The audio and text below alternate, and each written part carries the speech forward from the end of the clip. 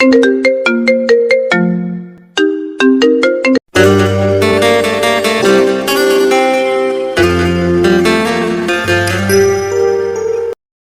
নতুন ভালোবাসার গল্প পেতে আমাদের চ্যানেলটি সাবস্ক্রাইব করে পাশে থাকা বেল আইকনে ক্লিক করুন। ধন্যবাদ। আপনি আমার এত কাছে এসে বসছেন কেন? একটু দূরে সরে বসুন প্লিজ। স্বাভাবিকভাবে কথাটা বলে নিশ্চুপ হয়ে রইল ফারিন। নববধূর মুখে এমন কথা শুনে কিছুটা অবাক হলো তন্ময়। ভ্রুকুসকে ফারিনের দিকে চেয়ে বোঝার চেষ্টা করলো সে কি ক্ষোভ থেকে বলছে নাকি লজ্জা পেয়ে বলছে। তবে ঘোমটার আড়ালে থাকা মুখটা তার কৌতূহলের সমাপ্তি ঘটাতে পারেনি। চুপচাপ কিছুটা দূরে সরে বসে ফারিনের দিকে চেয়ে বলে, চলবে? ফারিন ঘোমটার আড়ালে কিছুটা মুচকি হাসলো। পরক্ষণেই স্বাভাবিক স্বরে বলে, এবার ঠিক আছে। একটা ছেলেও একটা মেয়ে এত কাছাকাছি বসা ভালো না। তাছাড়া ছেলেদের থেকে আমি সবসময় দূরত্ব বজায় রেখে চলি।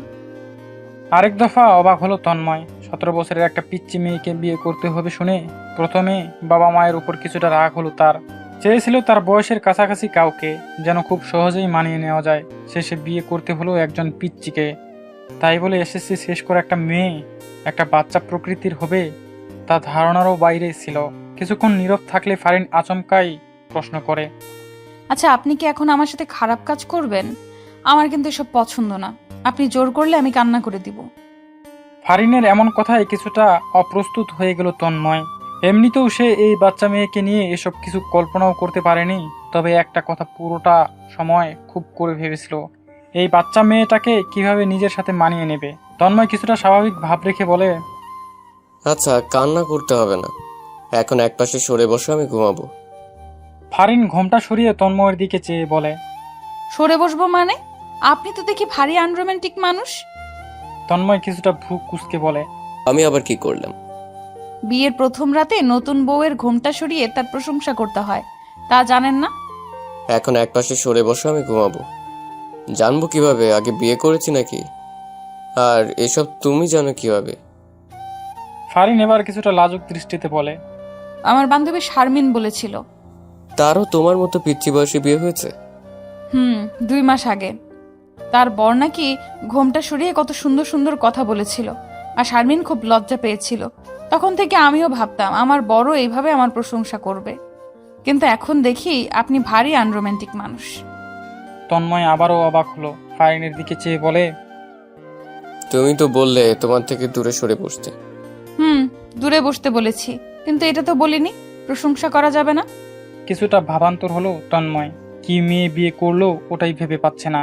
এই জন্যই বুঝি বহুকাল আগে একটা গান বের হয়েছিল, মেয়েদের মন ভোজা নয় রে নয় সোজা। এই অল্প সময়ে এই ভাবনায় ফেলে দিল। বাকি জীবনটা তো এখনো বাকি। তার ভাবনার মাঝেই পাশ থেকে ফারিন বলে, কি ভাবছেন? আপনি আবার বাইরে যান, আমি আগের মতো বসবো, আর আপনি এসে ঘোমটা সরিয়ে আমার প্রশংসা করবেন। আপনি আনরোম্যান্টিক বলে আমার স্বপ্ন অপূর্ণ থাকবে, তা হবে না। তন্ময় চোখ বুঝে একটা শ্বাস নিয়ে বলে, এখন আর ওসব পারবো না, আমাকে ঘুমোতে দাও। সারাদিন অনেক প্রেশার গিয়েছে, এখন ঘুমোতে হবে আমার। কিন্তু আমি তো আজ আপনাকে ঘুমাতে দিব না। তন্ময় এবার জোরপূর্বক মুচকি হেসে বলে, এটাও না ওটাও না, তাহলে চলো না ঘুমিয়ে দুজন গিয়ে ঘোড়ার ঘাস কাটি। ঘাস কাটতে হবে না, আমার সাথে গল্প করলেই হবে। আচ্ছা, গল্প কাল কি করব, এখন ঘুম পাচ্ছে খুব। ফারিন কিছুটা রাগী ভাব ফুটিয়ে বলে, এখন আপনি ঘুমিয়ে আমার সুন্দর বাসরটা নষ্ট করলে আমি কিন্তু আপনার গায়ের উপর পানি ঢেলে দিব। চোখ বুজে নিয়ে কিছুক্ষণ ওভাবে রইল তন্ময়। এইবার সত্যি হাসি পাচ্ছে তার। এই কার পাল্লায় পড়লো। এতদিন তো ভালোই ছিল, তাহলে বিয়ে করা মানে কি নিজের স্বাধীনতায় ভাগিদার বাড়ানো? কি আর করার, ঘরের নতুন পিচ্চি রানীর ইচ্ছে অনুযায়ী পুনরায় রুমের বাইরে থেকে এসে ঘোমটা তুলে প্রশংসা করতে হলো তার। মনে মনে বলল, মামা মামি একটা চমৎকার রমণী জন্ম দিল, এখন সে আমার বাকি জীবনটা তেজপাতা না বানালেই হয়। তন্ময়ের জন্য বাসা থেকে মেয়ে খুঁজছিল। বেশ কয়েকটা জায়গায় খুঁজেও কিছু হয়নি। এক এক জায়গায় এক এক সমস্যা লেগেই ছিল। কোথাও তার পছন্দ হয় না, আবার কোথাও বাবা মায়ের পছন্দ হয় না। তাই পাত্রী খোঁজা বাদ দিয়ে সময় বের করে কয়েকজন বন্ধুর সাথে হয়ে ট্যুরে গিয়েছিল কয়েকদিনের জন্য। কয়েকদিন পর বাসায় ফিরে শুনতে পায় তার জন্য মেয়ে পছন্দ করা হয়ে গিয়েছে। এখন বিয়ের প্রস্তুতি নিতে হবে। যদিও মায়ের কাছে আগেই ফোনে শুনেছিল পাত্রী আর কেউ না, তন্ময়ের মামাতো বোন ফারিন। পিচ্চি মেয়ে বলে মায়ের কাছে অভিযোগ জানালে মা বলে, আমার যখন বিয়ে হচ্ছিল তখন আমার বয়স ছিল 15 বছর, আর ফারিন এসএসসি শেষ করে ফেলেছে। এত পিচ্চি রইল কোথায়? তন্ময় মাকে বোঝানোর জন্য বলে, তোমাদের যুগে ওসব স্বাভাবিক ছিল, এই যুগে তাদেরকে পিচ্চিই বলে। এত কিছু শুনছি না আমি। পিচ্চি হলেও আমার ভাইয়ের মেয়েকেই বউ বানিয়ে আনবো আমি। আপনি তো আচ্ছা বোরিং মানুষ, এত কিউট একটা বউ সামনে থাকতেও নিজে থেকে কিছুই বলছেন না। ফারিনের এমন কথায় তার দিকে তাকালো তন্ময়। স্বাভাবিক স্বরে বলে, ভাবছি খুব, তোমাকে বোঝার চেষ্টা করছি আপাতত। ফারিন কিছুটা কৌতূহল নিয়ে হাসি মুখে জিজ্ঞেস করলো, তো কি বুঝলেন? কিছু না, সব ফাঁকা ফাঁকা লাগছে। ফারিন কিছুটা হেসে দিল, অতঃপর বলে, জানেন, আমার না একটা স্বপ্ন আছে। কি সেটা? যার সাথে আমার বিয়ে হবে তার সাথে প্রেম করব। যতদিন না তাকে পুরোপুরি ভালোবাসতে পারবো ততদিন তাকে কাছে আসতে দিব না। আচ্ছা আর? আমি তার সুইট লক্ষ্মী বউ হব। আচ্ছা আর? ফারিন কিছুটা ভেবে বলল, সব কিছু ভুলে গেছি, হুট করে আপনার সামনে এখন মনে পড়ছে না। মনে হলে পরে বলবো। আচ্ছা। আপনার কোনো স্বপ্ন নেই? অনেক, বলে শেষ হবে না।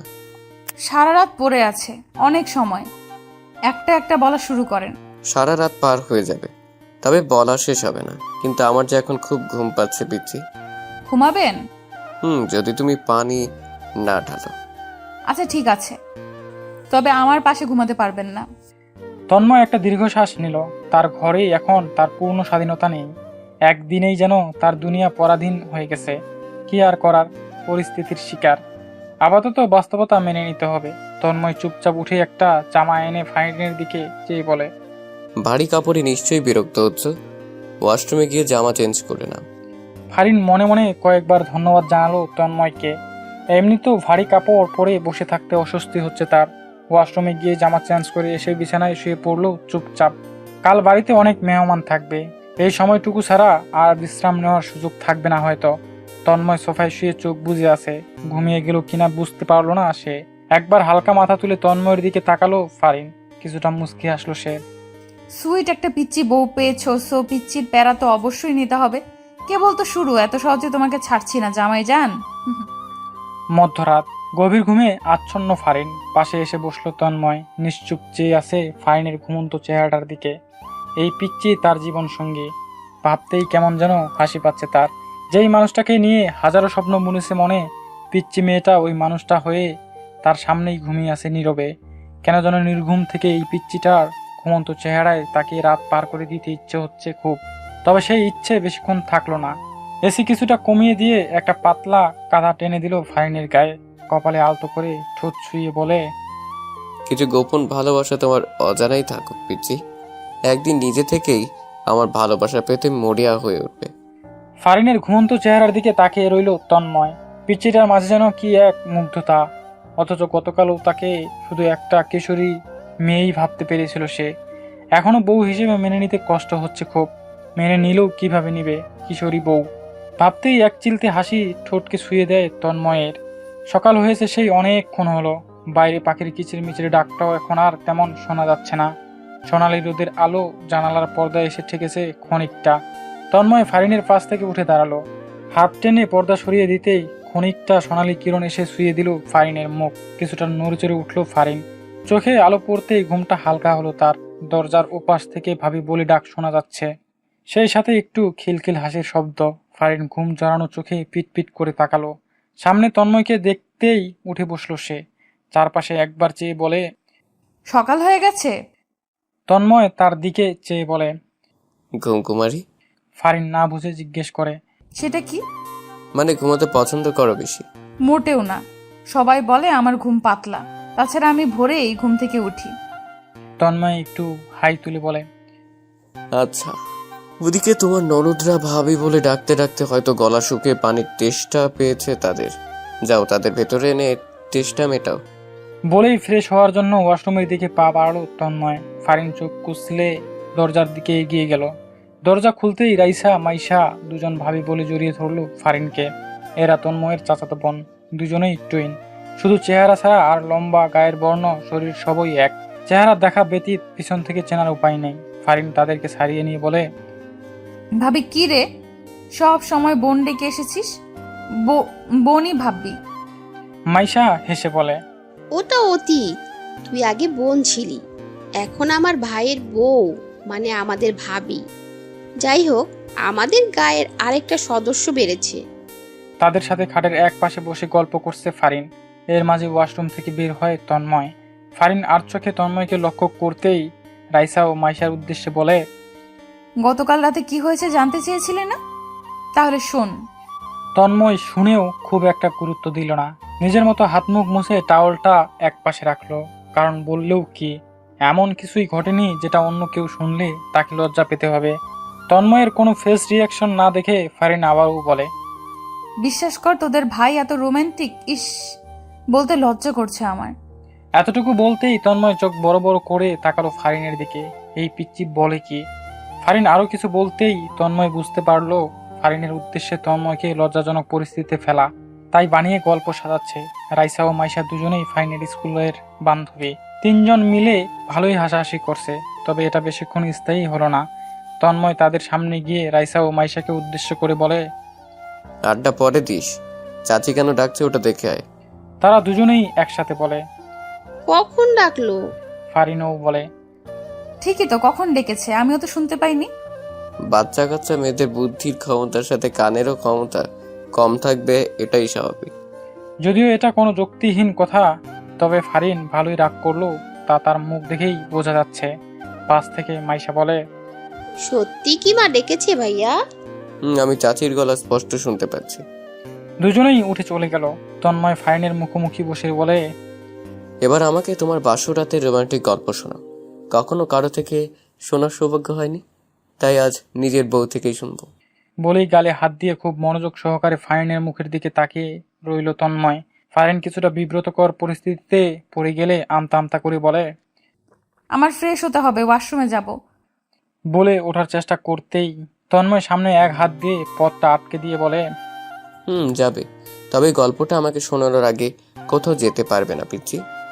দুই হাতের মাঝে আবদ্ধ করে কথাগুলো বলছে তন্ময়। মুখটাও ফারিনের মুখের খুব কাছাকাছি।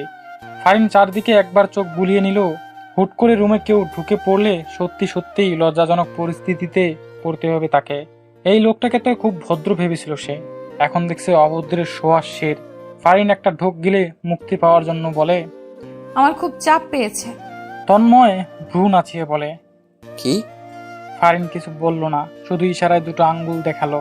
তন্ময় বুঝে নিয়ে বলে, আচ্ছা ঠিক আছে, এখন সংক্ষেপে আমাকে এই কাহিনীটা বলো।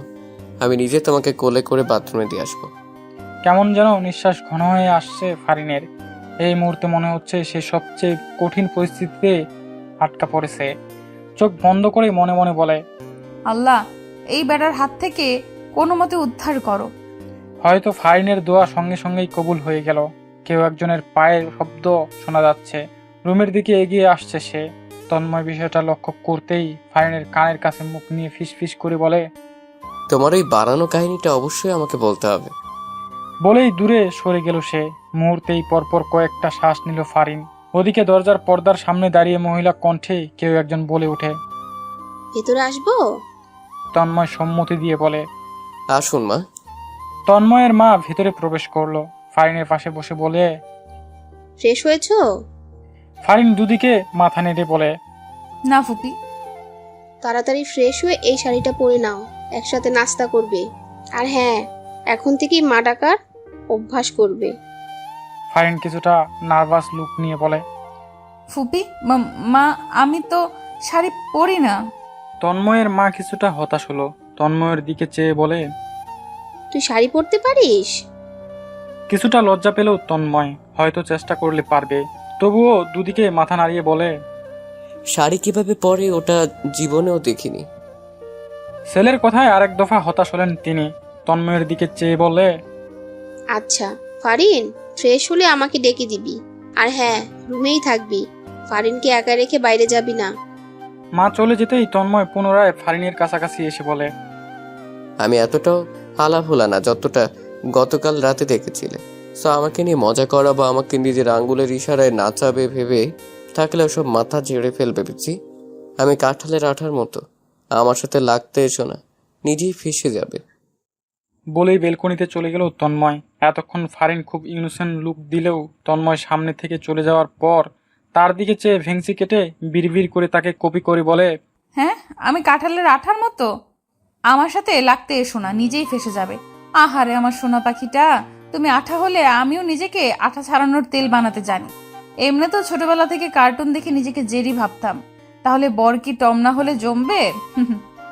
নাস্তা শেষে চুপচাপ মাথা নিচু করে সোফায় বসে আছে ফারিন।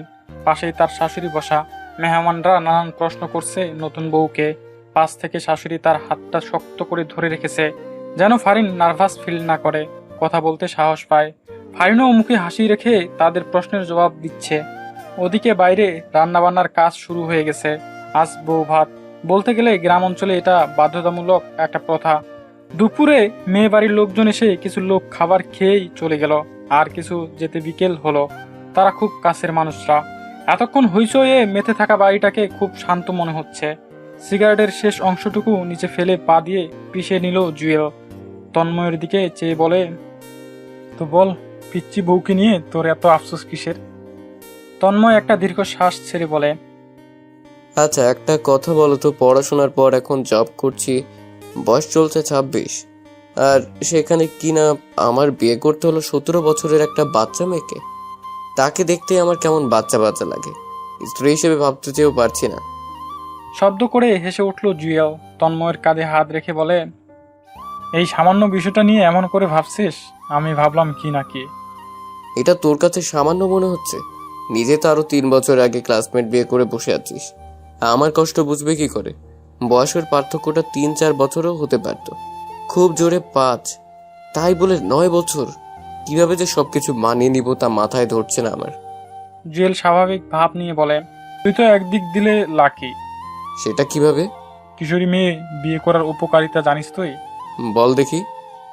জুয়েল তন্ময়ের কাঁধে হাত রেখে বলে, এই বয়সে মেয়েদের মাঝে প্রেম ভালোবাসা নিয়ে নানান ভাবনা তৈরি হয়। ওই ভাবনার মাঝে তারা কাউকে না কাউকে জায়গা দিতে চায়। অনেকে এতে ভুলেও করে বসে খুব। তো সেই হিসেবে যদি বলতে যাই, তোর কিশোরী বউ এর প্রথম অনুভূতি বা সে প্রথম যাকে নিয়ে ভাববে, সে মানুষটা যদি তুই হোস, তাহলে এটা কি তোর জন্য ভাগ্য না? কিভাবে মানিয়ে নিবি এটা ভেবে সময় নষ্ট না করে তার সাথে বন্ধুর মতো মেশার চেষ্টা কর। তন্ময় কিছুটা ভেবে বলে, ভালো বলেছিস, সেই জন্যই তোর কাছে বিষয়টা শেয়ার করলাম। বিশ্বাস ছিল কোনো না কোনো সান্ত্বনার সলিউশন অবশ্যই পাবো। জুয়েল একটা গোলাপ বের করে তন্ময়ের হাতে দিয়ে বলে, এখন এটা নিয়ে সোজা ভাবির হাতে দিবি। তন্ময় হাতে নিয়ে বলে, খুশি হবে। গতকাল থেকে তো বাড়ি জুড়ে অনেক ফুলই দেখেছে সে। ফুল দেখা আর নির্দিষ্ট কারো কাছ থেকে পাওয়ার মাঝে অনেক তফাৎ থাকে। সুন্দর সময়গুলো আরো সুন্দর করে রাখার ট্রাই করবি, যেন জীবনের শেষ সময়ে গিয়েও দিনগুলোর কথা মনে থাকে। আয়নার সামনে বসে চুল আঁচড়াচ্ছে ফারিন। তন্ময়কে রুমে আসতে দেখেই উঠে বসলো সে। তন্ময় তার সামনে গিয়ে দাঁড়িয়ে ফুলটা তার দিকে বাড়িয়ে দিয়ে বলে, ফুলটা দেখতেই তোমার কথা মনে পড়লো, তাই নিয়ে আসলাম। ফারিন ঠোঁটে কিছুটা হাসি রেখে কৌতূহল নিয়ে জিজ্ঞেস করে, আমার কথা মনে পড়লো কেন? তন্ময় স্বাভাবিকভাবে বলে, ফুল দেখলে ফুলের কথা মনে পড়াটাই তো স্বাভাবিক, তাই না? মনে হলো 2 ফুলকে একসাথে মানাবে খুব, তাই নিয়ে এলাম। নিচের দিকে চেয়ে কিছুটা লাজুক হাসলো ফারিন। ফুলটা হাতে নিয়ে বলে, আমি ফুল? ফুল না, ছোট্ট একটা সুন্দর কলি। আমার বাগানে পরিপূর্ণ ফুল হবে কবে বলো তো পিচ্ছি? রাতে একসাথে খাবার টেবিলে সবাই। শাশুড়ি মায়ের সাথে খাবারগুলো টেবিলে সাজিয়ে তন্ময়ের পাশের চেয়ারে বসে গেল সেও। পাশ থেকে মা ইশারায় বুঝালো তন্ময়ের প্লেটে খাবার তুলে দিতে। ইশারা বুঝতে পেরে ফারিন হাত বাড়িয়ে তন্ময়ের প্লেটে খাবার তুলে দিচ্ছে। ছোট ছোট কেয়ারগুলো সম্পর্ককে অনেকটা সুন্দর করে তুলে। মা খাওয়ার মাঝে তন্ময়ের দিকে চেয়ে বলে, ছুটি আর কদিন আছে তোর? তন্ময় স্বাভাবিকভাবে বলে, আর 3 দিন। ছুটি বাড়ানোর চেষ্টা করিসনি? চেষ্টা করলে সব বৃথা হবে, কারণ সেখানে সব রুলস অনুযায়ী চলে। কোথাও থেকে তো বেরিয়ে আসা সময় পেলি না। পরের বার দেখি আবারও ছুটি বেশি নিয়ে আসতে পারি কিনা, কিন্তু এবার আর চান্স নেই। এমনিতেও 15 দিন অনেক ছুটি দিয়েছে। বিয়ের জন্য 15 দিন ছুটি নিয়ে শহর থেকে বাড়িতে এসেছিল তন্ময়। দুর্ভাগ্যবশত যেই মেয়েটাকে দেখতে এসেছিল তাকে মনে ধরেনি তন্ময়ের। তারপর আরও 2টো দেখেও কিছু হলো না।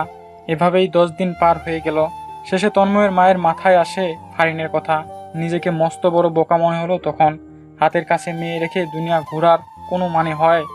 মা তন্ময়ের দিকে চেয়ে বলে, যেহেতু এখনো আরো 3 দিন সময় আছে, যাওয়ার আগে ফারিনকে নিয়ে তোর মামার বাসা থেকে ঘুরে আয়। আর কবে ছুটি পাবি তার কোনো নিশ্চয়তা নেই। কিছু বলল না তন্ময়। পাশ থেকে ফারিন চুপচাপ মা ছেলের কথার মাঝে নীরব দর্শকের ভূমিকা পালন করছে। বাবা মায়ের কাছে যাওয়ার কথা শুনে আনন্দে মনটা নেচে উঠল তার। আর চোখে তন্ময়ের মুখের দিকে তাকালো তার মতামত শুনতে, কিন্তু তন্ময়ের মুখে হ্যাঁ বা না কোনোটাই শুনল না। চুপচাপ খাওয়ায় ব্যস্ত সে। গভীর রাত, হঠাৎ জেগে উঠলে ঘুমটা হালকা হয়ে আসলো ফারিনের। বেশ কিছুক্ষণ শুয়ে থাকলেও চোখে আর ঘুম ধরা দিল না তার। বিছানা থেকে নেমে বেলকনির দিকে এগিয়ে গেল সে। তন্ময়ের দিকে এক নজর চেয়ে দেখে মরার মতো ঘুমাচ্ছে সে। ব্যালকনিতে কিছুক্ষণ দাঁড়িয়েও কোনো পরিবর্তন অনুভব করলো না, শুধু বাইরে নির্জন রাতের পরিবেশের দিকে তাকিয়ে রইল সে। পুনরায় রুমে ফিরে আসতেই মাথায় দুষ্ট বুদ্ধি চাপল তার। চুপচাপ মেকআপ বক্সটা বের করে তন্ময়ের পাশে গিয়ে বসলো। তার ঘুমন্ত চেহারাটার দিকে চেয়ে খানিকটা হাসল সে। মাথার চুলে খাজুর গাছের মতো দুটো ঝুঁটি বেঁধে দিল। তারপর খুব যত্ন করে তন্ময়ের মুখে মেকআপ লাগাতে ব্যস্ত হয়ে পড়ল। কিছুক্ষণ মেকআপ লাগিয়ে তন্ময়ের মুখের দিকে ভালো করে তাকাতেই হেসে দিল সে। একদম বিড়ালের মতো লাগছে মুখটা। আর কি করা যায় ওটাই ভাবছে। ঠোঁটের দিকে দৃষ্টি পড়তেই লাল রঙের লিপস্টিক বের করে খুব মনোযোগ সহকারে লাগাতে ব্যস্ত হয়ে পড়ল। সকালে ঘুম থেকে উঠে নিজের এমন চেহারা দেখে কি করবে তা ভাবতেই মুখ চেপে হাসছে ফারিন। লিপস্টিক ঠোঁটের অর্ধেকটা লাগাতেই চোখ বড় বড় করে থেমে গেল সে। দেখে তন্ময় চোখ মেলে তাকিয়ে আছে তার দিকে। তন্ময় ভ্রু নাচিয়ে কি সূচক ইশারা করতেই চুরি করে ধরা পড়ার মতো ভাব নিয়ে গাল টেনে একটা ভেটকি দিল সে। তন্ময়কে নীরবে গম্ভীরভাবে তাকিয়ে থাকতে দেখে ফারিন কিছুটা ফরকে গিয়ে বলে, আবার মুছে ফেলবো তো, এভাবে তাকানোর কি আছে? তন্ময় এখনো কিছু না বলে তাকিয়ে রইল। ফারিন একটা ঢোক গিলে হাত দিয়ে তন্ময়ের মুখটা ঘষতে লাগলো। আজব, না মুছে আরো বাজেভাবে সরিয়ে যাচ্ছে কেন? এই সময়ে ঘুম ভাঙতে হলো তার। আর 5 মিনিট পর ভাঙলে কি হতো? তবুও কিছুক্ষণ ঘষাঘষি করে বলে, শেষ, মুখে আর কিছু না। যদিও মুখের বাজে অবস্থা এখন, তবুও কোনো মতে বাঁচতে পারলেই হলো। চুলের ঝুঁটিগুলো খুলে দিয়ে আঙ্গুল দিয়ে চুলে নাড়াচাড়া করে বলে, আবার ঘুমিয়ে যান, আমিও ঘুমিয়ে পড়ি। মুখের কিছুই নেই। Good night. এবার তন্ময় মুখ খুলে বলে, ঠোঁটের গুলোর কি হবে? এগুলোও উঠে যাবে। লুকিয়ে এসব করার জন্য অবশ্যই শাস্তি পেতে হবে তোমাকে। ফারিন ঢোক গুলে বলে, কি শাস্তি? আমার ঠোঁটের এই বিশ্রী লাল রংটা তোমার ঠোঁট দিয়ে মুছতে হবে। যতক্ষণ পুরোপুরি মুছবে না ততক্ষণ। না, হ্যাঁ। আমার মতো একটা বাচ্চা মেয়েকে এত বড় শাস্তি দিতে আপনার একটু মায়া লাগছে না? তন্ময়ের চোখে এখনো ঘুম জড়িয়ে আছে। ঘুম জড়ানো কণ্ঠে বলে, আমার মায়া দয়া একটু কম। অন্য অপশন নেই? আছে। ফারিন কিছুটা হাস্যোজ্জ্বল ভাব নিয়ে বলে, কি সেটা? আমি এখন ওয়াশরুমে গেলে এসব হাবিজাবি মুখ থেকে তুলতে যতক্ষণ লাগবে ততক্ষণ তোমাকে আমার পাশে কান ধরে উঠবস করতে হবে। সাথে উঠতে বসতে প্রতিবার বলতে হবে, আর কখনো এমন করব না, আর কখনো এমন করব না। কেমন লাগছে আমাকে? প্রশ্নটা করেই হাস্যোজ্জ্বল মুখে তন্ময়ের দিকে তাকালো ফারিন। তন্ময় একবার চেয়ে স্বাভাবিক গলায় বলে, নিজের বাবার বাড়িতেই তো যাচ্ছ, এত সাজুগুজু করা কি আছে? এতক্ষণ ধরে রাখা হাসিটা মুহূর্তেই মিলিয়ে গেল ফারিনের। কি শুনতে চাইলো আর কি শুনলো। একটু রাগ হলো তার। কিছুটা রাগী দৃষ্টিতে চেয়ে বলে, আপনি সত্যি একটা আনরোম্যান্টিক মানুষ। তন্ময় না বুঝার ভান করে বলে, আমি আবার কি করলাম? ফারিন আবারও রাগী ভাব নিয়ে বলে, আপনারা ছেলেরা কিছুই করেন না। রাগ উঠিয়ে দেওয়ার পর আবার পোল্টি মেরে বলেন আমি কি করলাম। তন্ময় ভ্রু কুঁচকে বলে, আমার সাথে ঝগড়া করছো বাচ্চা মেয়ে? আমার তো আর খেয়ে দিয়ে কাজ নেই। আমাকে তোমার ভয় লাগে না? প্রথমে একটু একটু পেয়েছিলাম, এখন আর পাই না। আর আমি নিজের মানুষকে ভয় কেন পাবো? নিজের মানুষ আমি তোমার? ফারিন হঠাৎ অন্যদিকে ফিরে হালকা জিভ কামড়ে বলে, না মানে এটা কথার কথা বলেছি আর কি। তার মানে আমি তোমার না, তাই তো? সেটা কি বলেছি? তার মানে আমি তোমার? উফ, কি শুরু করলেন? চুপ থাকেন আনরোম্যান্টিক মানব। ফারিনরা আসতেই দরজার দিকে দৌড়ে গেল ফাহিম, ফারিনের ছোট বোন। বয়সের পার্থক্য 2 বছর হলেও দেখতে প্রায় সমবয়সী মনে হয় তাদের। ফারিন কিছুটা ভদ্র টাইপের হলেও ফাহিম ছিল দুষ্ট প্রকৃতির মেয়ে। আগে তন্ময় মাঝে মাঝে এ বাড়িতে আসলে ফারিন খুব একটা দুষ্টুমি না করলেও ফাহিমের সাথে দুষ্টুমি জমতো ভালো। তাদের সামনে যেতে যেতে বলে, তন্ময় ভাই ওরফে দুলাভাই চলে এসেছেন। বলেই 2 হাত বাড়িয়ে তন্ময়ের দিকে এগিয়ে যেতেই ফারিন তাদের মাঝে ঢুকে ফাহিমকে জড়িয়ে ধরে বলে, কেমন আছিস বোন? ফাহিম কিছুটা অবাক হয়ে ফিসফিস করে বলে, এটা কি হলো? ওটা আমার জামাই, তোর না। আর যাকে তাকে জড়িয়ে ধরা যায় না, জানিস না এটা? তোর জামাই? তাকে কি আমারও ভাই আছে? ভাইয়া আগে ছিল, এখন থেকে দুলাভাই ডাকবি। আর হ্যাঁ, আগের মতো এখন আর একদম তার সাথে দুষ্টুমি করবি না। বললেই হলো, দুলাভাই যেহেতু হয়েছে এখন থেকে আরো বেশি দুষ্টুমি করব। ফারিন কিছুটা রাগ নিয়ে বলে, এমন করলে চুল ছিঁড়ে ফেলবো একদম। আমি ছোট মানুষ, আমার সাথে এমন করতে পারবি আপু? তাহলে ছোট মানুষ ছোট মানুষের মতোই থাকবি। 2 বোন ফিসফিস করে কি কথা বলছে বুঝতে পারলো না তন্ময়। মামা মামিকে এগিয়ে আসতে দেখেই হাসি মুখে তাদের দিকে চেয়ে সালাম দিল সে। তাদের মাঝে কথা বিনিময় হলো। অতঃপর ফারিনের মা তাদের 2 বোনের দিকে চেয়ে বলে, কি হলো? একজন আরেকজনকে এইভাবে জড়িয়ে ধরে কি সব ফিসফিস করছিস? ফারিন মুহূর্তেই কথা সাজাতে না পারলেও ফাহিম চট করে বলে, আজ 3 থেকে 4 দিন পর আপুকে দেখলাম, মন কেঁদেছিল তার জন্য। ওইসব বলছিলাম, তাই না আপু? বাবার বাড়িতে সেদিন আর পরের দিনটা শহর থেকে মোট 2 দিন ছিল তারা। আগামীকাল ভোরেই বেরিয়ে যাবে তন্ময়। বিকেল হতেই বাড়ির বড় পুকুরটার ঘাটে বসে আছে তারা। সিঁড়িতে বসে পা দিয়ে পানি নাড়াচাড়া করতে ব্যস্ত ফারিন। পাশ থেকে তন্ময় বলে, কলেজের ভর্তির অ্যাপ্লাই শুরু হবে কবে? ফারিন পানিতে পা নাড়াতে নাড়াতে বলে, শিওর জানি না, কয়েকদিনের মাঝে শুরু হতে পারে। ভর্তি হওয়ার ইচ্ছে আছে? যদি আপনার অনুমতি থাকে। তা কোন বিভাগ নিয়ে পড়ো? সায়েন্স। পিচ্ছি মেয়ে সায়েন্স নিয়ে পড়ো বা? ফারিন কিছুটা ভাব নিয়ে বলে, এসএসসিতে কিন্তু আমার গোল্ডেন A+। তন্ময় কিছুটা হাস্যোজ্জ্বল দৃষ্টিতে তার দিকে চেয়ে বলে, এই মাশাআল্লাহ। ফারিন এবার অবাক হয়ে বলে, আপনি কি আমার সম্পর্কে কোনো খোঁজ খবর নেননি? তাছাড়া আমার রেজাল্টের দিনও শোনেননি? মায়ের কাছে শুনেছিলাম পাশ করেছো, এতটুকুই। ফারিন এবার তন্ময়ের দিকে চেয়ে বলেন, আচ্ছা, আপনি কি আমার স্বপ্ন পূরণ করতে দিবেন? ওই দিন আমার এক বান্ধবীর কথা বললাম না, তাকে নাকি তার হাজবেন্ড আর ভর্তি হতে দিবে না। তন্ময় স্বাভাবিক গলায় বলে, স্বপ্ন কি তোমার? একজন ভালো টিচার হওয়া। তাহলে তোমার এখনো পড়াশোনা অনেক বাকি। নিজের প্রতি আত্মবিশ্বাস আছে তো? ইনশাল্লাহ, আপনি পাশে থাকলে পারবো। ফারিন মায়াবী দৃষ্টিতে তার দিকে চেয়ে রইল। তন্ময় ফারিনের চোখে দৃষ্টি রেখে হাতের উল্টো পিঠ দিয়ে আলতো করে ফারিনের গাল ছুঁয়ে দিতেই কেঁপে উঠে সে।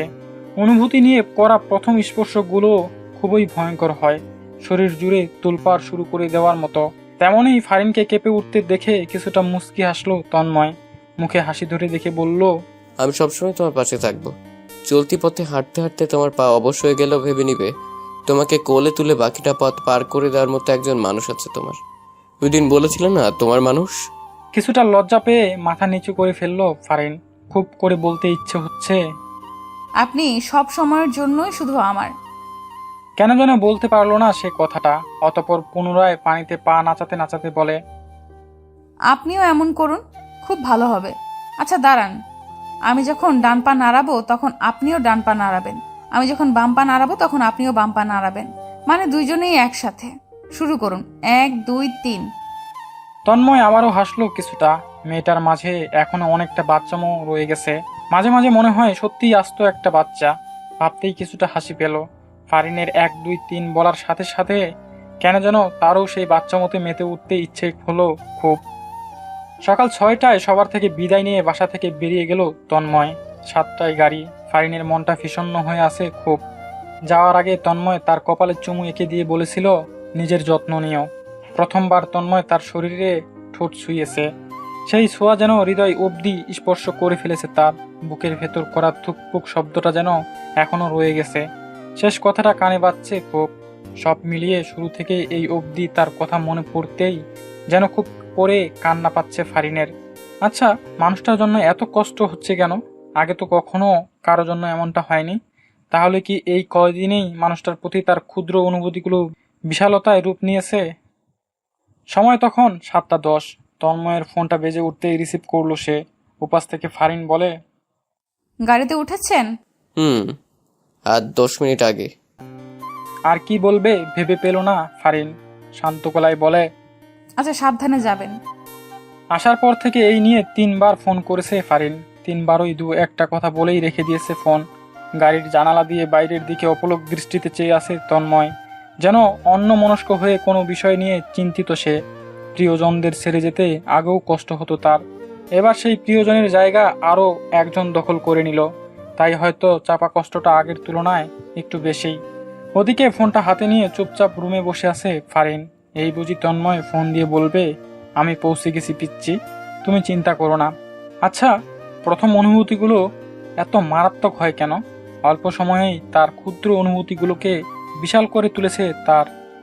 আবারও কোনো এক নির্জন পূর্ণিমার রাতে ব্যালকনিতে বা ছাদে পাশাপাশি বসবো দুজন।